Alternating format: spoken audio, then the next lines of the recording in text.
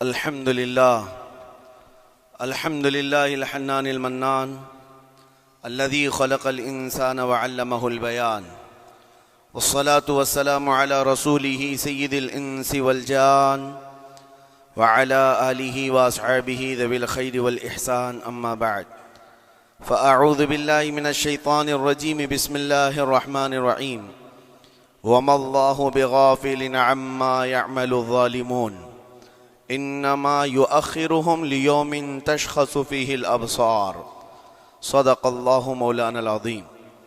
بارگاہ رسالت مواب صلی اللہ تعالی علیہ وسلم میں درود پاک کا ہدیہ پیش کریں۔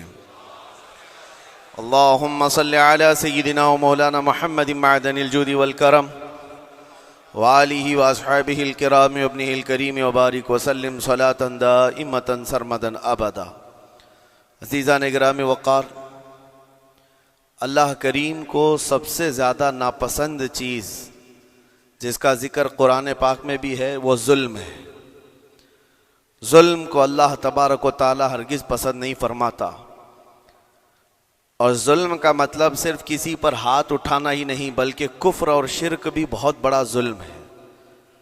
قرآن پاک میں اللہ نے فرمایا ان الشرک لظلم عظیم، اللہ کے ساتھ کسی کو شریک ٹھہرانا بہت بڑا ظلم ہے، اور اس ظلم کی بہت ساری شاخیں ہیں جو آج ہم دنیا میں دیکھ رہے ہیں۔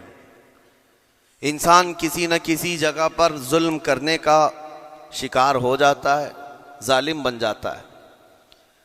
اور ظلم کی تعریف اگر دیکھیں عربی میں تو یوں کہا گیا وضع الشیء علی غیر محلہ، کسی چیز کو اس کی جگہ پر نہ رکھتے ہوئے، اس کی حیثیت کی جگہ پر نہ رکھتے ہوئے دوسری جگہ پر رکھ دینا، یہ ظلم کہلاتا ہے۔ حقدار کو حق نہ دینا یہ ظلم ہے، یا اپنے حق سے زیادہ کسی سے چھین لینا یہ بھی ظلم ہے۔ اور یہ ظلم کی ایک دو نہیں ہزاروں مثالیں ہیں، لیکن قرآن ہر ظلم کی مذمت کرتا ہے۔ اللہ کریم کئی جگہوں پر ارشاد فرماتا ہے ان اللہ لا يحب الظالمین، اللہ تعالیٰ ظالموں کو ہرگز پسند نہیں فرماتا۔ میرے عزیزو، گناہ بھی ظلم ہے، جیسے کہ قرآن میں اللہ نے فرمایا وَلَوْ أَنَّهُمْ إِذْ ظَلَمُوا أَنفُسَهُمْ، جب لوگ اپنی جانوں پر ظلم کر لیں تو اے محبوب آپ کے دربار پہ آئیں۔ یہ جو آیت ہے، ظلم کا مطلب کیا ہے؟ انسان جب گناہ کرتا ہے تو وہ اپنے آپ پر ظلم کرتا ہے۔ ظلم کی بہت ساری شاخیں ہیں، اور ظالموں کو اللہ پسند نہیں فرماتا، چاہے وہ اپنے اوپر ظلم کیا ہو یا کسی نہتے پر ظلم کیا ہو۔ آج دنیا میں جو حالات ہم دیکھ رہے ہیں، ظالموں کا ظلم عروج کو پہنچا ہوا ہے، اور قرآن پاک میں رب تعالیٰ نے ظالموں کی نشانیاں بھی بیان کی، ایسا نہیں کہ یہ پہلی مرتبہ ہوا ہے۔ اللہ تعالیٰ فرماتا ہے وَكَم مِّن قَرْيَةٍ أَهْلَكْنَاهَا، کتنی بستیاں ایسی ہیں جن کو ہم نے ہلاک کر دیا۔ رب تبارک و تعالیٰ نے ان کو ختم کر دیا کیونکہ وہ ظالم تھے۔ ظالموں کی بستیاں جو ہلاک ہوئیں، قرآن پاک میں 3 مثالیں آپ کو بتاتا ہوں۔ ایک نوح علیہ السلام کی امت اور ان کی آبادی، دوسری حضرت لوط علیہ السلام کی قوم، تیسری حضرت صالح علیہ السلام کی قوم۔ یہ تینوں قومیں ایسی ہیں، گناہ میں تو تھی لیکن غرور بہت زیادہ تھا، گھمنڈ بہت زیادہ تھا۔ آج کے دور میں اگر کسی کے پاس پیٹروٹ میزائل ہیں اور بم بارود کی طاقت رکھتا ہے، نیوکلیئر پاور ہے، تو وہ یہ سمجھتا ہے مجھے کوئی شکست نہیں دے سکتا۔ یہ ہر دور میں ظالموں کا خواب رہا ہے، ہر دور میں ظالم اسی طرح کی فکر رکھتے ہیں۔ نوح علیہ السلام کی قوم بہت مضبوط قوم سمجھی جاتی تھی۔ اللہ تعالیٰ نے اپنے نبی کو جب حکم فرمایا کہ آپ ایک کشتی بنائیں بہت بڑی، تو وہ آپ کا مذاق اڑاتے تھے۔ یہاں دور دراز کہیں نہ ندی ہے، نہ نالا ہے، نہ سمندر ہے، کشتی کس میں چلاؤ گے؟ اللہ کے نبی کو پتا تھا کہ عذاب آنے والا ہے، اور اپنے ایمان والوں کو آپ ڈرا بھی رہے تھے، لیکن کفار و مشرکین غرور و تکبر میں ایسے تھے یہاں تک کہ نوح علیہ السلام نے اپنے بیٹے کو بلا کر کہا جو کافر تھا، کہا میرے ساتھ آ جا، یا بنی ارکم معنا ولا تکن مع الکافرین، بیٹا ہمارے ساتھ آ جا، کافروں کے ساتھ مت جا۔ اس نے کیا کہا؟ قال سآوی الی الجبل یعصمنی من الماء، میں تو پہاڑ کی اونچی چوٹی پر چلا جاؤں گا، تمہارا پانی مجھے کچھ نہیں کر سکے گا۔ یہ اس وقت ظالموں کا خیال تھا، گمان تھا۔ پھر اللہ تعالیٰ قرآن پاک میں فرماتا ہے وَفَجَّرْنَا الْأَرْضَ عُيُونًا، ہم نے زمینوں کے سارے چشمے پھاڑ دیے، ہر جگہ سے پانی کے سوتے نکلے، اور پھر آسمان کے سارے دروازے کھول دیے۔ فَفَتَحْنَا أَبْوَابَ السَّمَاءِ بِمَاءٍ مُنْهَمِرٍ، اللہ فرماتا ہے آسمان کے سارے دروازے پانی کے کھول دیے، آسمانوں سے پانی اور زمینوں سے پانی۔ فَالْتَقَى الْمَاءُ عَلَى أَمْرٍ قَدْ قُدِرَ، سورہ قمر کی آیتیں ہیں، رب تعالیٰ فرماتا ہے پانی اتنا بڑھ گیا کہ جو رب تبارک و تعالیٰ کی طے کی ہوئی معینہ نشانی تھی وہاں تک جا کر پانی مل گیا، روئے زمین پر کوئی باقی نہ رہا سوائے حضرت نوح علیہ السلام کی کشتی کے، کوئی نہیں باقی رہا۔ جب یہ پانی پھیل گیا، کیا پہاڑوں کی چوٹیاں، کیا محلوں کی اونچائیاں، سب غرق ہو گئے، اور وہ جبابرہ، وہ قوت کے بادشاہ جو کہتے تھے ہمارا کوئی کچھ نہیں بگاڑ سکے گا، سڑ گئے پانیوں میں۔ صرف پانی اللہ تعالیٰ بھیج دے تو انسان اسے روک نہیں سکتا، عذاب الہی کو کیسے روک سکے گا؟ دوسری گھمنڈی قوم، غرور میں مبتلا قوم تھی حضرت لوط علیہ السلام کی قوم، جو بدکاریوں میں ملوث تھے۔ اللہ کا جب عذاب آیا تو قرآن پاک میں رب تعالیٰ فرماتا ہے وَأَمْطَرْنَا عَلَيْهِمْ حِجَارَةً مِّن سِجِّيلٍ، نوکیلے پتھروں کی ہم نے ان پر بارش کی۔ فَجَعَلْنَا عَالِيَهَا سَافِلَهَا، ان کی اونچائیوں کو اٹھا کر کے نیچے پلٹ دیا گیا، زمین کو فرشتوں نے اوپر تک اٹھایا اور اس کے بعد پلٹ دیا۔ یہ پوری بستی غرق ہو گئی، ختم ہو گئی۔ یہ بستی بھی وہی تھی جس کو حضرت لوط علیہ السلام بار بار تنبیہ کرتے تھے کہ ظلم سے بچو، ظلم سے بچو، ظلم اللہ کے عذاب کو دعوت دیتا ہے، لیکن وہ مذاق اڑاتے تھے، اور جب ہلاک و برباد ہو گئے، ختم ہو گئے، ان کی نشانیاں بھی باقی نہیں رہی۔ وہ پتھروں کی بارشیں کہاں ہوئی تھی واللہ عالم، لیکن میرے عزیزو ہم نے دیکھا ہے جہاں یہ قوم آباد تھی اس علاقے کو آج بتایا جاتا ہے وہ جارڈن کا علاقہ تھا، بحر مردار جہاں پر آج باقی ہے، ڈیڈ سی۔ میں خود سفر پر دیکھا، جارڈن کی ایک سرزمین پر گاڑی چلتی جا رہی ہے اور کالے کالے پتھر، جہاں تک نظر کرو صرف پتھر ہی پتھر ہیں، بہت نوکیلے۔ ایسے پتھر میں نے دنیا میں دوسری جگہوں پر نہیں دیکھا۔ آج بھی اسی طرح سے باقی، تقریباً 100 کلومیٹر 150 کلومیٹر تک صرف پتھر ہی ہے، بیچ میں صرف ایک روڈ جاتا ہے، اس کے بعد نہ کوئی درخت دکھتا ہے، نہ کوئی عمارت ہے، نہ کوئی پہاڑ ہے، صرف پتھر، پتھروں کا صحرا ہے۔ آج کی اس صدی میں دیکھ کر کے ان پتھروں کو ہیبت طاری ہو جاتی ہے، جس وقت وہ برسے ہوں گے ان کی حالت کیا ہوگی۔ اور میں یہ نہیں کہتا بالضبط کہ یہ وہی پتھر ہیں جو برسے تھے، واللہ عالم، لیکن میرے عزیزو نشانیاں آج بھی عذاب الہی کی موجود ہیں۔ تیسری قوم تھی قوم شعیب اور قوم صالح علیہ السلام۔ یہ دونوں قوموں کے بارے میں ذکر کرتا ہوں۔ حضرت شعیب علیہ السلام کی قوم صرف ناپ تول میں کمی کرتی اور کفر و شرک بھی کرتے، شعیب علیہ السلام ان کو روکتے تو وہ ان کا بھی مذاق اڑاتے، اور جب عذاب الہی کے آنے کی بات کیا تو جانتے ہیں کیا کہا انہوں نے؟ یہ وہ قوم تھی جو پتھروں کو تراش کر کے گھر بنا لیتے تھے، یعنی پورے کے پورے پہاڑ کو، پتھروں کا جو پہاڑ ہوتا ہے اس کو تراشتے تھے، اور ایک آدمی کا ایک گھر ایک پہاڑ۔ آج کے دور میں ساری بلڈوزر مل کر کے نہیں کر پائیں، مشینیں مل کر نہ کر پائیں، وہ اس وقت کے لوگ بھاری بھرکم تھے، جسامت والے تھے، طاقت والے تھے، جب وہ اپنے رہنے کے لیے ایک پہاڑ کو تراش سکتے تھے۔ 4000 سال پہلے کی بات کر رہا ہوں، اس وقت میرے خیال سے وہ اپنے زمانے کے سب سے بڑے ماڈرن لوگ یا ترقی یافتہ لوگ کہلاتے ہوں گے، سب سے زیادہ ترقی یافتہ کہلاتے ہوں گے.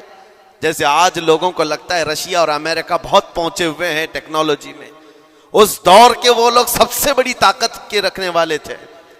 جب حضرت شعیب علیہ السلام نے ان کو اللہ کے عذاب سے ڈرایا تو کیا کہتے تھے؟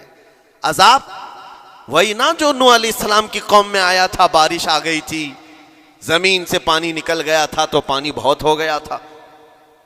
یا پھر وہ جو لوط علیہ السلام کی قوم پر آیا، پتھروں کی بارش، یا پھر ہواؤں کا عذاب. اگر یہ تینوں بھی آئیں تب بھی ہمارے ان پہاڑوں کے گھروں کو نقصان نہیں کر سکیں گے. ان کا اتنا غرور تھا. اگر پانی بھی آ جائے سمندروں کا، یا ہوا بھی تیز چلے، یا پتھروں کی بارش ہو، ہم تو بہت محفوظ قلعوں میں ہیں. اندازہ کرو میرے عزیزو، 3000 4000 سال کے بعد آج تک مدائن صالح اور الاولا سٹی نام سے سعودی میں موجود ہے، ابھی تک وہ گھر موجود ہیں. تو اس زمانے میں کتنے مضبوط رہے ہوں گے؟ پتہ نہیں 3000 سالوں میں کتنے طوفان آئے، کتنے سیلاب آئے، لیکن ابھی تک وہ پہاڑوں کے گھر موجود ہیں. تو اس زمانے میں کتنے طاقتور ہوں گے. ان کا نشہ آسمان پر تھا، غرور چڑھ کر کے بول رہا تھا. کہتے تھے کہ اگر اس طرح کے عذابات آ بھی گئے تو ہمارا کچھ نقصان نہیں ہوگا. کون سا؟ نوح علیہ السلام کی قوم کا عذاب آ جائے، لوط علیہ السلام کی قوم کا عذاب آ جائے، یا پھر شعیب علیہ السلام کی قوم کا عذاب آ جائے. یہ صالح علیہ السلام کی قوم کی بات کر رہا ہوں. تو پھر ہوا کیا؟ اللہ کے نبیوں نے انہیں ڈرایا اللہ کے عذاب سے. باز آ جاؤ، اللہ وحدہ لا شریک کی طرف جھک جاؤ. وہ اکڑ تھی، غرور تھا کہ نبیوں کا مذاق کرتے. پھر ہوا کیا؟ قرآن کہتا ہے صرف ایک فرشتے کو اللہ تعالیٰ نے زمین پر اتارا، ایک فرشتے کو اتارا، اور اس کے بعد اس فرشتے نے ایک چنگھاڑ لگائی، ایک آواز کی. ایک آواز، صرف فرشتے کی ایک آواز ایسی تھی کہ جتنے اپنے مضبوط قلعوں میں گھروں میں موجود تھے، اس آواز کی ہیبت سے ان کا بھیجا کانوں سے باہر نکل آیا تھا. اور صبح کے وقت جب اس بستی میں جا کر کے دیکھیں تو سب کے سب اوندھے منہ گرے ہوئے تھے، ایک بھی اس میں سے بچا ہوا نہیں تھا. نہ نوح علیہ السلام کا طوفان آیا، نہ لوط علیہ السلام کی قوم پر برسنے والے پتھروں کا عذاب آیا، نہ ہی ہوائیں چلائی گئیں. ایک فرشتے کو بھیج کر رب تعالیٰ نے اپنی قدرت کا مظاہرہ فرمایا. اللہ کے کروڑوں اربوں لا تعداد فرشتے ہیں، ایک فرشتے کی طاقت ایسی ہے کہ اگر وہ اپنی آواز نکالے تو تمہارے کانوں سے بھیجا باہر نکل آئے. اللہ وحدہ لا شریک، وہ حی و قیوم کل بھی تھا اور آج بھی ہے. وہ رب ذوالجلال حی و قیوم ہے، طاقتور ہے اور ہمیشہ رہے گا. اور رب تبارک و تعالیٰ نے قرآن پاک میں فرمایا، آپ یہ آیت تقریباً 3 جگہ قرآن میں آئی، وَإِذْ نَجَّيْنَاكُمْ مِنْ آلِ فِرْعَوْنَ يَسُومُونَكُمْ سُوءَ الْعَذَابِ يُذَبِّحُونَ أَبْنَاءَكُمْ وَيَسْتَحْيُونَ نِسَاءَكُمْ وَفِي ذَلِكُمْ بَلَاءٌ مِّن رَبِّكُمْ عَظِيمٌ. رب تعالیٰ فرماتا ہے یاد کرو فرعونیوں کے عذاب سے اللہ نے تم کو نجات دی. یہ بنی اسرائیل کو کہا جا رہا ہے کہ فرعونیوں کے عذاب سے، کہ فرعون اور اس کے لشکری اس قدر سخت سزائیں دیتے تھے موسیٰ علیہ السلام کی قوم پر، ایمان والوں پر، بنی اسرائیل پر. اللہ فرماتا ان سے نجات دیا رب تعالیٰ نے، لیکن وہ کرتے کیا تھے؟ بنی اسرائیل میں ایک بھی بچہ پیدا ہو جائے اسے ذبح کر دیتے تھے. فرعون کے لشکریوں نے ایک سال میں 12,000 بچوں کو قتل کیا ہے، 12,000 بچوں کو ذبح کر دیا ہے. آج کے اسرائیلی اگر یہ بچوں پر ظلم کرتے ہیں تو یہ تعجب کی بات نہیں ہے. فرعون کی سرشت میں داخل تھا اور یہ فرعونی ہے، وقت کے جبابرہ ہیں، وقت کے ظالم ہیں. 12,000 بچوں کو قتل کر دیا تھا فرعون اور اس کے لشکریوں نے، اور عورتوں کو زندہ چھوڑ دیتے تھے. قرآن میں اللہ تعالیٰ نے فرمایا 3 جگہ آئی آیت، لیکن اس کے ساتھ رب تعالیٰ یہ بھی فرماتا ہے یہ سخت ترین سزائیں دیتے تھے فرعونی، اللہ نے ان سے تم کو نجات دیا. لیکن یہ سزائیں کیوں دیتے تھے، یہ عذاب کیوں تھا؟ وَفِي ذَلِكُمْ بَلَاءٌ مِّن رَبِّكُمْ عَظِيمٌ، یہ ہے فرمان اللہ کا۔ یہاں میں یہ ٹکڑا اگر بیان کر دوں تو آج آپ کے دلوں کے اندر ایک یقین پیدا ہو جائے گا آج کے حالات کے مطابق فرعونیوں کا اس قدر سخت عذاب کیوں تھا۔ رب تعالیٰ فرماتا ہے اے مومنو، ان تمام معاملات میں اللہ کی طرف سے تمہارے لیے ایک بڑا امتحان تھا۔ یہ امتحان تھا اور وہ امتحان آج بھی ہے اور ہر زمانے میں رہے گا۔ ستیزہ کار رہا ہے ازل سے تا امروز، شرار ابو لہبی سے چراغ مصطفی۔ ہر زمانے میں حق و باطل کے معرکے ہوتے رہیں گے، لہٰذا آج کے دور میں یہ سب حالات جو پیدا ہوئے، مسلمانوں کو، مومنین کو ذرا برابر بھی نروس ہونے کی ضرورت نہیں۔ تم جس دین سے وابستہ ہو، اس دین کی حفاظت کا ذمہ اللہ نے اپنے ذمہ لیا ہے۔ یریدون لیطفئوا نور اللہ بافواہہم، قرآن میں اللہ فرماتا ہے کفار و مشرکین اپنے منہ کے پھونکوں سے اللہ کے اس چراغ کو بجھانا چاہتے ہیں، اللہ اپنے اس چراغ کو مکمل کر کے رہے گا۔ یہ اسلام نور الہی ہے، اللہ کا نور ہے اور اس کو صبح قیامت تک رہنا ہے۔ اور ہم جیسے اور بھی آئیں گے اس زمین پر اور آئیں گے جاتے رہیں گے، یہ آبادیاں ہیں بدلتی رہیں گی، خدائی قانون ہے، لیکن اسلام نہ کل بدلا تھا، نہ آج، نہ قیامت تک بدلے گا۔ ہم سب کا امتحان ہے میرے عزیزو، ہم سب کا امتحان ہے، لیکن ان حالات میں مومنین کو کرنا کیا چاہیے؟ انہیں اپنے ایمان کو مضبوط کرنا چاہیے۔ کبھی کسی کے اڑتے ہوئے چھیٹڑے اور ٹکڑے دیکھ کر تمہیں مایوس ہونے کی ضرورت نہیں۔ اب ہمارا مستقبل کیا ہوگا؟ میرے عزیزو، آج جو حالات ہیں یہ حالات کربلا سے زیادہ سخت تو نہیں ہیں۔ آج فلسطینیوں کو ہم نے دیکھا 6 ماہ کے، سال بھر کے بچوں کو سینے سے لگا کر کفن لپیٹ رہے ہیں۔ ان ماؤں کی کیا کیفیت ہوتی ہوگی؟ کبھی کبھار چھوٹی سی کلپ میں دیکھ کر کے آنکھوں سے آنسو بہ پڑتے ہیں۔ انہوں نے اپنے ہاتھوں سے نہ جانے کتنے بچوں کو ایک دن میں دفن کر دیا، 80 میتوں کو ایک قبر میں ڈال دیا کرتے ہیں۔ ان فلسطینیوں کو لاکھوں سلام، ان کے جذبات کو اور ان کی استقامت کو ہم تو دعا یہی کرتے ہیں، ان فلسطینی مسلمانوں کے برابر پوری دنیا کے مسلمان نہیں ہو سکتے۔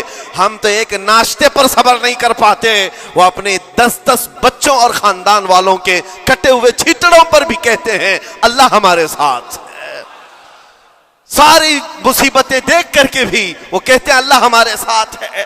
ان کے گھر اڑا دیے گئے، تباہ کر دیے گئے، راکھ میں بدل دیے گئے، اور نیوز اینکر یہ دجالی میڈیا وہاں جا کر کے ان کے زخموں کو کھرید کر کے پوچھتا ہے تمہارا مال کیسے آئے گا، تمہارا گھر کیسے چلا گیا، لیکن ان حالات میں بھی وہ مسکرا کر کہتے ہیں اللہ نے دیا تھا، پھر اللہ ہے اور اللہ دے گا۔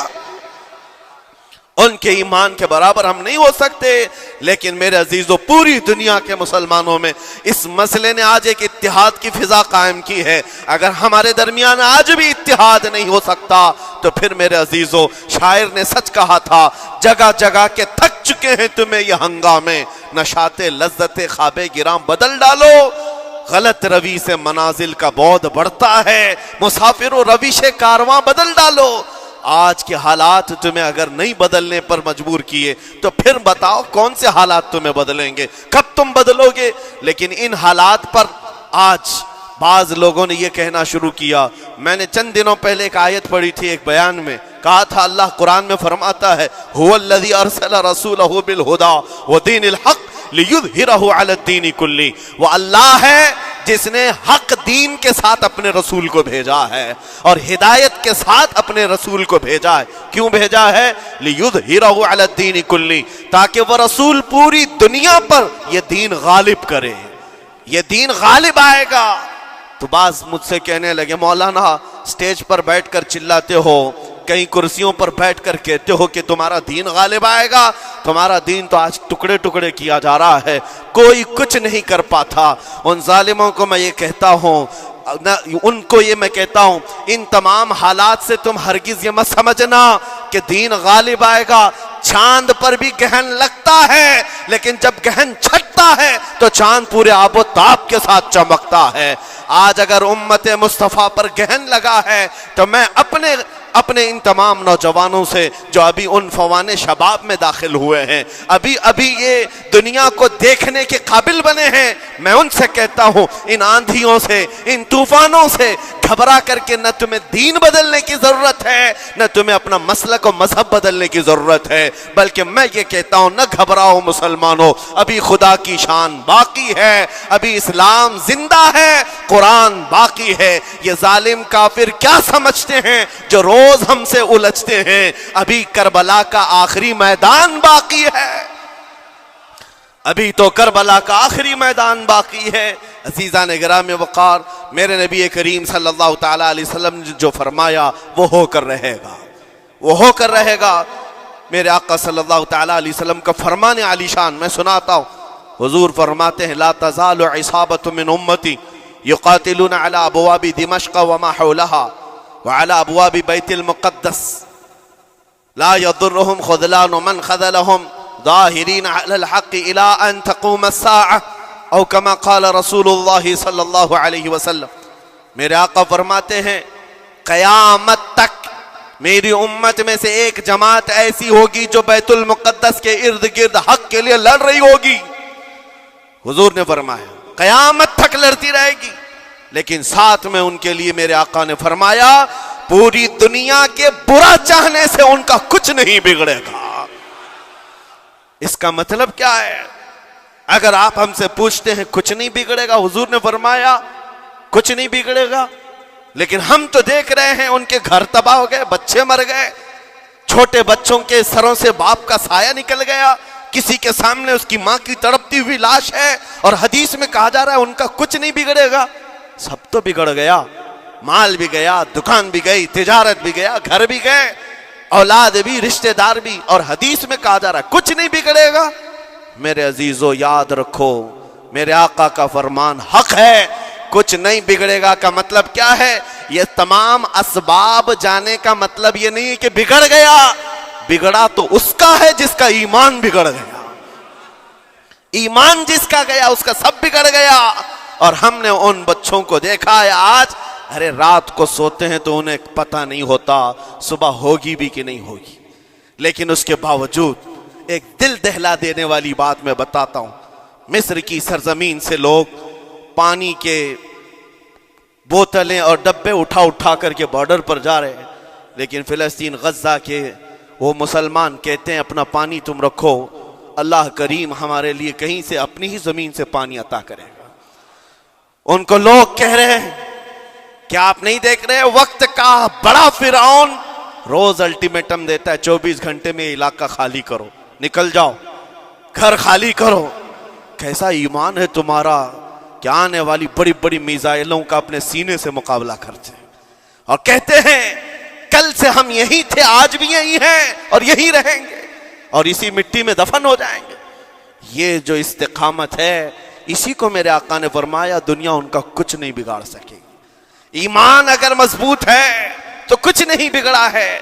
ارے 6 سال کی بچی، 6 سال کی بچیاں، ٹرینڈ چلا ہوا ہے ان کے محلوں میں، ٹرینڈ چلا ہوا ہے، اپنے اپنے ہاتھوں میں مہندی سے اپنا نام لکھ رہی ہیں ہنسی خوشی۔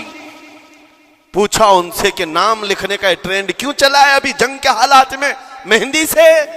کہتی ہیں کل کو اگر ہم اڑ گئے، چہرہ نہیں ملا، جسم نہیں ملا، ہاتھ اگر بچا ہوا ہو تو نام دیکھ کر ہمارے ماں باپ پہچان تو سکے۔ شہادت کا یہ جذبہ، شہادت کا یہ جذبہ 6 سال کے بچوں میں اگر آیا ہے، یقیناً ان کے سینوں میں ایمان موجود ہے، ایمان موجود ہے۔ میرے عزیزو ذرا اپنے حالات پر ذرا توجہ کرو، مولا کریم نے ہمیں کس چیز کی کمی دی ہے؟ کون سی چیز کم آئی ہمارے گھر میں؟ ہم تو مرغن غذائیں روز کھاتے ہیں، آج ہمارے پاس ساری نعمتیں اللہ نے دی ہیں، ہم عیاشیوں کے اڈوں پر پوری رات گزارتے ہیں۔ ہمارے شہر آج جس گلی سے گزر جائیں صبح کی اذان تک یہاں گپے لگاتے ہوئے کھڑے رہے۔ اے میرے عزیزو حالات تو ہمارے ایسے ہیں کہ کھا کھا کر کے چربیاں چڑھ گئیں، ہمیں ان کا کیا احساس ہو پائے گا؟ ان کا کیا احساس ہو پائے گا جن کے ہاں پانی سے زیادہ خون دیکھا جاتا ہے، جن کے ہاں زندوں کو پکڑنے کے لیے نہیں اب مردوں کو پکڑنے کے لیے لوگ بھی نہیں ہیں۔ عزیزان گرامی وقار، जनाजा उठाने के लिए लोग पूरा दिन इंतजार करते हैं, कोई नहीं है। पुरसान हाल इन सब हालात के बावजूद मैंने एक बच्चे को भी वहां से ये कहते हुए नहीं सुना कि हम पर बहुत बड़ा जुल्म हो रहा है, हमको यहां से निकाल लो, मदद करो, कोई आओ। नहीं, वो सब सिर्फ इतना ही कहते, जो कुछ हो रहा है हम अल्लाह के पास जाकर कहेंगे, ये सारे मामलात हम अल्लाह की बारगाह में शिकायत करेंगे। यह है ईमान, यह है इस्तिकामत। और मेरे आका सल्लल्लाहु तआला अलैहि वसल्लम के फरमान आलीशान के मुताबिक उनके लिए इतनी ही बड़ी दौलत काफी है। आखिर में मैं इतना कहूंगा, इजराइल के कुत्ते और सालिम मिलकर ईंट से ईंट बजा दें, उनके टुकड़े टुकड़े करके राख कर दें, तब भी हम कहेंगे फतह तो बैतुल मुकद्दस की ही है, फतह तो उन मजलूमों की है जिनके पास खोने के लिए कुछ नहीं था, फिर भी वो डटे रह गए। तुम्हारे पास तो पेट्रोल मिसाइल, बड़े बड़े तुम्हारे पास तोप, बहुत सारी चीजें होकर बच्चों पर, हॉस्पिटल पर, न जाने कितनी जगहों पर तुमने बमबारियां की हैं। मुझे हैरत होती है, पूरी दुनिया आज भी खामोश तमाशाई है। ये जुल्म नहीं है तो और क्या है। और जब जुल्म अपने उरूज को पहुंचता है, अल्लाह की पकड़ आती है, अल्लाह का अजाब आता है। और जब अल्लाह का अजाब आता है तो जितने खामोश तमाशाई थे सब उस अजाब में गिरफ्तार होंगे। इसलिए मेरे अजीजों, आप हमसे अगर ये पूछते हैं हमें यहां बैठकर करना क्या चाहिए, हम कैसे करें, तुम्हारा दिल अगर रो पड़ा उनके दर्दों से, ये भी लिखा जाएगा, ये भी लिखा जाएगा। ये बंदा जा तो नहीं सकता था, लेकिन अपने भाई के दर्द में ऐसा बेकरार था कि इसका खाना छूट गया था, ऐसा बेकरार था कि इसकी नींदें खत्म हो गई थी। ये भी लिखा जाएगा अल्लाह की बारगाह में। लेकिन यहां बैठ करके हम अय्याशियों पर अय्याशियां करें, अपने गुनाहों से कभी बाज ना आए, तो फिर मेरे अजीजों, उन निहत्ते मजलूमों के हम बहुत खतरनाक किस्म के दुश्मन कहलाएंगे। जहां उनको पानी का एक कतरा नहीं, जहां उनके लिए लुकमा नहीं, वो किसी का बचा हुआ कचरा खाने पर मजबूर है, उस वक्त हमारी बर्तनें खानों से भरी हुई हैं, हमारी दावतों में हमारे बचे हुए खाने गटर और नालियों में बह रहे हो। इन हालात में मेरे अजीजों पकड़ होगी, हमारी भी पकड़ होगी। बदलो अपने हालात, उठो वो गरना हश्र न होगा फिर कभी, दौड़ो के जमाना चाल अपनी चल गया। मैं आप सबसे यही कहना चाहूंगा, ये जो हालात पैदा हुए हैं पूरी दुनिया में, ये मेरे आका के फरमान के मुताबिक अंदेशा ये लग रहा है अनकरीब इमाम मेहदी का ज़हूर होने वाला है। इमाम मेहदी का ज़हूर होगा और हालात बदल जाएंगे। लेकिन हमको किसी के आने का इंतजार करते हुए हालात का इंतजार नहीं करना है। अभी बदलो, आज बदलो, अल्लाह की तरफ दौड़ो और उससे गिड़गिड़ा कर कहो कि मौला करीम, हमारे शामत अमाल, हमारी बुराइयों के सबब अगर ये तेरी पकड़ है, हम तौबा करते हैं तेरे दरबार में। जानते हो मेरे आका ने फरमाया, अल्लाह के गजब को अगर कोई चीज ठंडी करती है तो एक मोमिन सालेह की रिक्कत अंगीज दुआएं और उसके निकलने वाले आंसू अल्लाह के गजब को ठंडा करते हैं, अल्लाह के गजब को ठंडा करते हैं। तुम गिड़गिड़ाओ उस मौला की बारगाह में। ये नहीं कि इज्तिमाई तौर पर किसी के सामने आप रो धोकर चले गए या फिर आप लोगों को दिखाने के लिए कोई स्टेटमेंट जारी कर दिए। नहीं, तन्हाई में बैठे हो, अकेले में बैठे हो। जैसे कि कल एक बहुत अच्छी चीज मैंने देखी थी, हमारे उलमा ने ऐलान किया था पूरी दुनिया मिल करके जुमेरात का रोजा रखे, इसलिए कि रोजा अल्लाह को पसंद है। और इफ्तार से पहले अगर कोई दुआ करे, अव्वल दुआ हमारी उन मजलूमों के हक में हो, उन जालिमों के खिलाफ हो, मजलूमों की मदद के लिए हो। यकीनन अल्लाह की मदद आएगी और आएगी, क्योंकि कुरान बार बार कहता है, अला इन्ना नस्रुल्लाहि करीब, आगाह हो जाओ, बेशक अल्लाह की मदद बहुत करीब है, अल्लाह की मदद बहुत करीब है। अजीज़ान गिराम वक़ार, मैं इन्हीं तमाम बातों से अपनी गुफ्तगू को आज समेटता हूँ। आज के इन हालात में आपकी जिम्मेदारी है अपने ईमान पर मजबूती से जमे रहो, इस्तिकामत। बाज़ लोगों को आज ये लगता होगा कि वहाँ हालात बिगड़े हैं तो ये मुसलमान क्या करेंगे, क्या करेंगे, हम क्या करने वाले। वैसे ही हम खत्म किए जा चुके हैं, टुकड़े किए जा चुके हैं, हम कुछ करने। बस तुम अपनी जिंदगियां बदलो, नशा से बाज आ जाओ और जितने खुराफात हमारे मोहल्लों में आए इससे निकालो। اللہ کا عذاب آتا ہے، اللہ کی رحمتیں روٹ جاتی ہیں۔ ایک بار ہم بدل لیے تو مولا کریم اپنی رحمتوں کے سائبان فرما دے گا ہم پر، اور بس ہماری تمنا یہی ہے۔ اللہ کریم کی بارگاہ میں دعا ہے، قدیر و جبار خدا کہنے سننے سے زیادہ ہمیں عمل کی توفیق عطا فرما۔ اے رب کریم احسن الخالقین، ہم سب اپنے گناہوں سے سچی توبہ کرتے ہیں مولا۔ ہمارے گناہوں کی وجہ سے اگر تیری سخت پکڑ ہے تو مولا تو اپنے غضب کو ٹھنڈا فرما دے، تو اپنے غضب کو ٹھنڈا فرما دے مولا، تو اپنے غضب کو ٹھنڈا فرما دے۔ اے کریم خدا، تیرے حبیب کی امت تڑپ رہی ہے، اور ہر جگہ مولا ظلم و ستم کا نشانہ ان غریب مظلوموں کو بنایا جا رہا ہے جن کے پاس ایک وقت کا کھانا بھی باقی نہیں رہا۔ مولا تو اگر مدد نہیں کرے گا تو کون مدد نازل فرمائے گا؟ اے رحمان، ہمارا عقیدہ ہے تو ہی وہ خدا ہے جو ابابیلوں کو بھیج کر ابرہہ کو ہلاک کیا، تو ہی وہ خدا ہے جو بدر میں اپنے نبی کے لیے 5000 فرشتوں کو اتارا۔ اے مولا، تو ہی وہ خدا ہے جو یونس علیہ السلام کو مچھلی کے پیٹ سے زندہ سلامت نکالا، تو ہی وہ خدا ہے جو ابراہیم علیہ السلام کو بھڑکتی ہوئی آگ سے زندہ محفوظ فرمایا۔ اے قدیر و جبار خدا، کل بھی تو حی و قیوم تھا، آج بھی ہے اور ہمیشہ رہے گا۔ ہمارے اس عقیدے کی لاج رکھ لے، اور غیب سے مولا تو اپنی مدد نازل فرما، اپنی مدد نازل فرما، امت مصطفیٰ کے لیے خیر فرما، ہم سب کو امن و امان عطا فرما۔ اے رب کریم، ان ظالموں کو کیفر کردار تک پہنچا دے، مظلوموں کو مولا امن کی سانس عطا فرما۔ ہماری خوشیاں اگر لکھی ہوئی ہے اے رب قدیر، ہماری خوشیوں میں سے ان کو یہ تقسیم فرما دے۔ اے اللہ، ہماری حصے کی خوشیاں انہیں تقسیم فرما دے۔ اے رب کریم، ہمارے امن و سکون کو ان کے درمیان تقسیم فرما دے۔ اے اللہ، ان بلکتی ہوئی ماؤں کی آوازیں ہماری نیندیں اڑا چکی ہیں مولا، ان بچوں کے زخمی چہرے مولا بار بار ہماری آنکھوں کو ترساتے ہیں مولا۔ کب تک یہ تیری آزمائش ہوگی، کب تک یہ امتحان ہوگا؟ اے قدیر و جبار خدا، تجھے تیرے حبیب کی نالین کا واسطہ ان سب کو ظلم و ستم سے آزاد فرما دے۔